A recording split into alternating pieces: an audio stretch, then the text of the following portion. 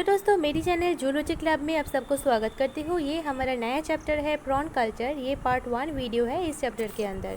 तो शुरू करते हैं। हमारा फर्स्ट क्वेश्चन है difference between male and female prawn. मतलब ये जो मेल प्रॉन होता है और जो फीमेल प्रॉन होता है उसके अंदर जो डिफरेंस होता है उसके बारे में अब हम जानेंगे। तो शुरू करते हैं मेल प्रॉन से। कॉम्पेरेटिवली लार्ज इन साइज़, मतलब ये जो मेल प्रॉन होता है इसका साइज़ कॉम्पेरेटिवली फीमेल प्रॉन से लार्जर होता है। Abdominal region narrow, male prawn का जो एब्डोमिनल रीजन होता है वो नैरो होता है। Second leg is large, broad and spiny. ये मेल प्रॉन का जो सेकेंड लेग होता है वो लार्ज होता है, ब्रॉड होता है और उसके साथ साथ वो स्पाइनी भी होता है। Next point, near the base of second leg a small rod like structure present known as appendix masculina. मतलब ये जो मेल प्रॉन होता है उसका जो सेकेंड लेग होता है वहाँ पे एक स्मॉल रॉड लाइक स्ट्रक्चर होता है जिसको एपेंडिक्स मैस्क्यूलिना कहा जाते हैं। At the base of each fifth leg is a mail genital opening guarded by lead. मतलब ईच फिफ्थ लेग के पास बेस पे एक मेल जेनिटल ओपनिंग होता है और जो लीड से गार्डेड किए जाते हैं। Next is female prawn, comparatively smaller in size. मतलब इसका जो साइज़ होता है वो कॉम्पेरेटिवली मेल प्रॉन से इसका साइज़ थोड़ा सा छोटा होता है। एब्डोमिनल रीजन ब्रॉड, इसका जो एब्डोमिनल रीजन होता है वो ब्रॉड होता है। Third point is second leg is thin narrow and more और लेस विदाउट स्पाइन। मतलब इसका जो सेकेंड लेग होता है वो थीन होता है, नैरो होता है और वहाँ पे मोर और लेस स्पाइन नहीं होता है। नेक्स्ट, एपेंडिक्स मैस्क्यूलिना एब्सेंट, मतलब इसमें कोई एपेंडिक्स मैस्क्यूलिना नहीं होता है। Next point, the base of third legs contain female genital opening with out lead. मतलब इसका जो थर्ड लेग होता है उसका जो बेस होता है वहाँ पे फीमेल जेनिटल ओपनिंग होता है और वहाँ पे कोई लीड नहीं होता है। ये हमारा सेकेंड क्वेश्चन है प्रॉन कल्चर चैप्टर के अंदर। तो हमारा जो सेकेंड क्वेश्चन है वो है culture of tiger prawn in brackish water. मतलब ब्रैकिश वाटर पे ये जो टाइगर प्रॉन होता है उसका जो कल्चर किए जाते हैं, उसका जो प्रोसेस होता है उसके बारे में अब हम डिटेल पे जानेंगे। ये एक बहुत इंपॉर्टेंट टॉपिक है तो बहुत ध्यान से इसको सुनना। Hatchery management, survival rate of prawn is poor due to fluctuating environmental conditions. मतलब ये जो हैचरी मैनेजमेंट होता है यहाँ पे प्रॉन का जो सर्वाइवल रेट होता है वो बहुत पुअर होता है क्योंकि यहाँ पे एनवायरमेंटल कंडीशन का कंटिन्यूस जो फ्लक्चुएशन होता है उसके वजह से ये जो प्रॉन का सर्वाइवल रेट होता है वो बहुत डैमेज होता है। Hence A hatchery is needed for commercial seed production. इसलिए एक कॉमर्शियल सीड प्रोडक्शन के लिए यहाँ पे एक हैचरी का ज़रूरत होता है। For this purpose berried prawns, मतलब gravid females are collected from natural sources. और इस पर्पज़ के लिए जो ग्रेविड फीमेल होता है, मतलब जो बेरिड प्रॉन्स होता है उसको नेचुरल रिसोर्सेज से कलेक्ट किए जाते हैं and allowed to spawn under controlled conditions in hatchery. और उसके बाद उसको एक कंडीशंस हैचरी के अंदर स्पॉन के लिए अलाउड किए जाते हैं। Site selection, a good hatchery site should have the temperature range of 28 degree Celsius through 32 degree Celsius. मतलब एक गुड हैचरी साइट के अंदर वाटर का जो टेम्परेचर होता है वो 28 डिग्री सेल्सियस से 32 डिग्री सेल्सियस के अंदर होना चाहिए। Arrangement of sea water supply and fresh water supply, transport facilities, availabilities of larval feed, electric supply etcetera are needed. मतलब सी वाटर सप्लाई और उसके साथ साथ फ्रेश वाटर सप्लाई का एक कम्बिनेशन उसके अंदर होना चाहिए हैचरी के अंदर। और वहाँ पे ट्रांसपोर्ट फैसिलिटीज़ होना चाहिए, अवेलेबिलिटीज ऑफ लार्वल फीड होना चाहिए और उसके साथ साथ इलेक्ट्रिक सप्लाई भी हैचरी के अंदर होना चाहिए। यहाँ पे प्रोसेस ऑफ प्रॉन कल्चर का पिक्चर दिया हुआ है स्टेप बाय स्टेप। अब इस पिक्चर का एक स्क्रीनशॉट ले लीजिए। ये एक बहुत इंपॉर्टेंट टॉपिक है तो बहुत अच्छे से बहुत ध्यान से इसको देखना।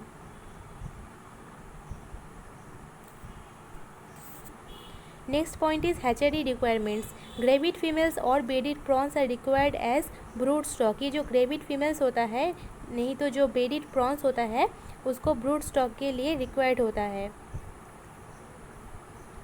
Separate overhead tanks for fresh water and sea water storage are necessary. और यहाँ पे हैचरी के अंदर सेपरेट ओवरहेड टैंक्स के साथ साथ सेपरेट ओवरहेड टैंक्स यहाँ पे ज़रूरत होता है क्योंकि इसका अंदर फ्रेश वाटर और सी वाटर स्टोरेज होना चाहिए।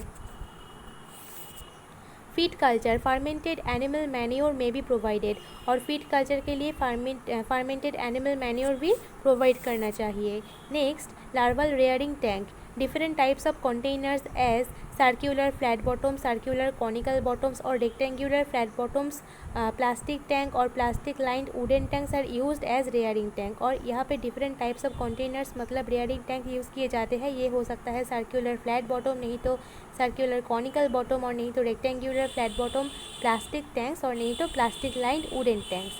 Next, the capacity of the tanks depends upon the production target मतलब ये जो टैंक का कैपेसिटी होता है वो प्रोडक्शन टारगेट के ऊपर डिपेंड करते हैं। Aeration facilities, aeration system is a vital part of the hatchery. Hatchery का अंदर एरेशन सिस्टम एक बहुत वाइटल पार्ट होता है। Therefore every tank should have proper air supply, और उसके साथ साथ ईच टैंक के अंदर प्रॉपर एयर सप्लाई भी होना चाहिए। Brood stock management, gravid females are produced from natural sources. ये जो ग्रेविड फीमेल्स होता है वो नेचुरल सोर्सेज से प्रोड्यूस्ड हो जाते हैं and carefully transferred to the rearing tanks, और उसके बाद उसको रेयरिंग टैंक के अंदर बहुत केयरफुली ट्रांसफ़र किए जाते हैं। They are provided with broken rice, apple, snail flesh, earthworms etcetera as food, और उसका जो फूड होता है फूड के साथ साथ मतलब फूड जैसे उसको broken rice, apple, snail flesh और अर्थवर्म प्रोवाइड किए जाते हैं फूड के लिए। नेक्स्ट है rearing of larvae. The rearing tank should have a larval density of 40 to 60 पर लीटर, मतलब ये जो रेयरिंग टैंक होता है उसका जो लार्वल डेंसिटी होता है वो 40 से 60 पर लीटर के आसपास होता है। मतलब पर लीटर पे वहाँ पे लार्वा का जो डेंसिटी होगा वो 40 से 60 होना चाहिए, उससे ज़्यादा नहीं और कम भी नहीं। Next, the side and bottom of the rearing tanks is to be clean daily, मतलब जो रेयरिंग टैंक होगा उसका जो साइड होगा और उसका जो बॉटम होगा उसको डेली क्लीन करना चाहिए। And fresh brackish water may be exchanged if necessary until hatching, और वहाँ पे हैचिंग तक अगर वहाँ पे ज़रूरत होता है तो डेली वहाँ पे फ्रेश ब्रैकिश वाटर एक्सचेंज करना होता है। Water management, fresh water and salt water are mixed in a definite ratio for desired salinity of 12 to 18 ppt। वहाँ पे फ्रेश वाटर के साथ साथ सॉल्ट वाटर को मिक्स करने के बाद वहाँ पे एक डेफिनेट रेशियो पे वहाँ पे सॉल्ट को तैयार किए जाते हैं जिसका पीपीटी लेवल 12 से 18 के आसपास होता है। The water should be properly aerated, यहाँ पे जो वाटर होता है उसको प्रॉपरली एरेटेड किए जाते हैं। And pH should range from 7.0 to 8.5, और वाटर का जो पीएच लेवल होता है वो 7.0 से 8.5 के आसपास होता है। Next is fresh water acclimatization. Post larvae are gradually acclimatized to the fresh water by diluting saline water with fresh water, मतलब यहाँ पे जो पोस्ट लार्वी होता है उसको ग्रेजुअली एक्लीमेटाइज किए जाते हैं फ्रेश वाटर के साथ साथ डाइल्यूट किया जाता है यहाँ पे saline water. After 10 to 14 days of acclimatization in fresh water, मतलब एक्लीमेटाइजेशन हो जाने के बाद 10 से 14 डेज बाद में वहाँ पे क्या किया जाता है, the post larvae at in a size of about 2 to 3 centimetre and are ready to stocking in a fresh water ponds, मतलब फ्रेश वाटर पॉन्ड्स के अंदर वहाँ पे जो 2 से 3 सेंटीमीटर रेंज के आसपास जो पोस्ट लार्वी होता है उसको वहाँ पे रिलीज़ किए जाते हैं। यहाँ पे टाइगर प्रॉन फार्म का पिक्चर दिया हुआ है, अब चाहे तो इस पिक्चर का एक स्क्रीनशॉट ज़रूर ले लीजिए।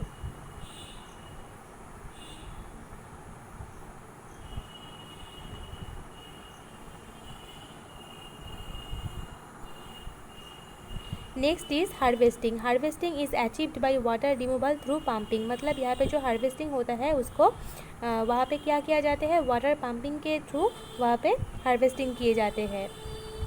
The time and frequency of harvesting depends on the volume and characteristics of market demand, मतलब यहाँ पे हार्वेस्टिंग का जो टाइम होता है और जो फ्रीक्वेंसी होता है वो मार्केट डिमांड और मार्केट डिमांड के ऊपर डिपेंड करके वहाँ पे हार्वेस्टिंग किए जाते हैं। मतलब कितना वॉल्यूम पे, कितना कैरेक्टरिस्टिक्स का, कितना साइज़ का प्रॉन का वहाँ से हार्वेस्टिंग किए जाएंगे वो टोटली डिपेंड करते हैं मार्केटिंग डिमांड के ऊपर, मार्केटिंग वैल्यू के ऊपर। Handling and processing. Careful handling is essential for harvesting onwards to ensure good quality products. मतलब वहाँ पे good quality production के लिए careful handling बहुत ज़रूरी होता है. Firstly, it is essential to prevent prawns from becoming crushed during harvesting. और ये बहुत अच्छे से हमको ध्यान देना चाहिए क्या हार्वेस्टिंग के टाइम पे वहाँ पे जो प्रॉन होता है वो क्रश्ड नहीं होना चाहिए. Secondly, if they are not going to be sold live, और अगर वो ज़िंदा होने से मार्केट में सोल्ड नहीं हो जाता है तब हमको क्या करना चाहिए. They should be killed in a mixture of ice eight 0 degree Celsius, और तब उसको 0 डिग्री सेल्सियस आइस के अंदर उसको किल किए जाते हैं. Immediately at the pond bank and washed in chlorinated tap water, और उसके बाद उसको पॉन्ड बैंक के अंदर रखे जाते हैं और उसके बाद उसको क्लोरीनेटेड टैप वाटर के अंदर वॉश किए जाते हैं. यहाँ पे प्रॉन फार्म का पिक्चर दिया हुआ है. आप चाहे तो इस पिक्चर का स्क्रीनशॉट ले सकते हैं.